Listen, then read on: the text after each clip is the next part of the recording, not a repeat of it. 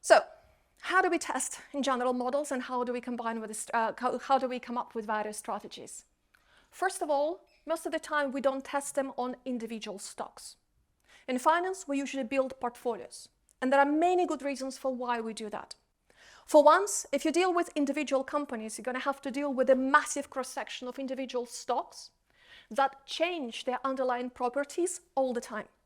And that means that most of the models that you're going to be after are going to generally have to include all sorts of time variation in both risk exposure, risk premia, and other things.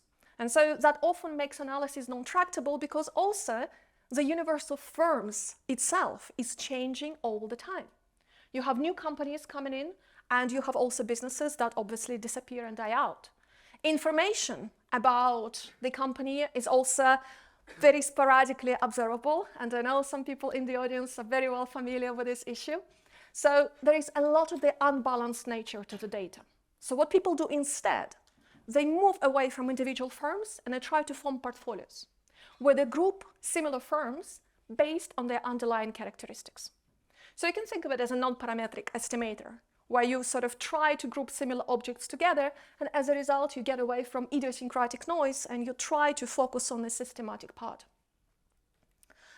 So a typical type of grouping portfolios is going to be based on simple sort, based on some of the underlying characteristics. So for example, here you see me grouping different firms into 5 buckets based on their underlying firm characteristic, the logarithm of the book to market ratio.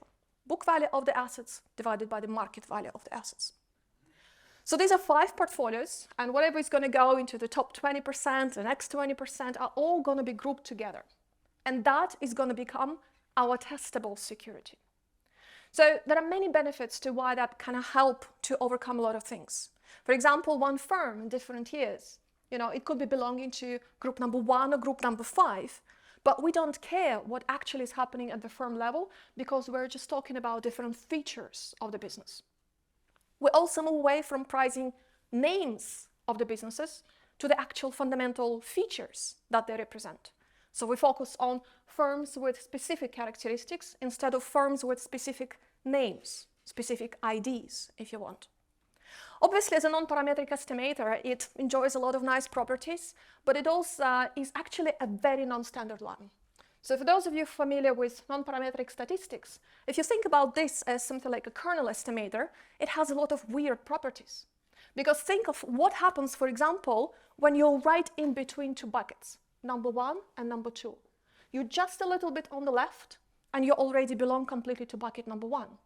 You're just a little bit on the right, and you're in bucket number 2. So this is actually not what you would normally see with the nearest neighbor estimators or with the standard like Gaussian kernels and others. Which is why it actually took more than 40 years to try to understand formally the properties of this procedure, despite it being used routinely in both investment strategies and empirical research in academia. So I'm not going to go into detail, but if you are interested in figuring out what exactly are the features of this non-parametric procedure and why it is so different compared to the usual statistics, go and check out this paper. It's one of the best papers that probably was written in this area in financial econometrics in the last several years.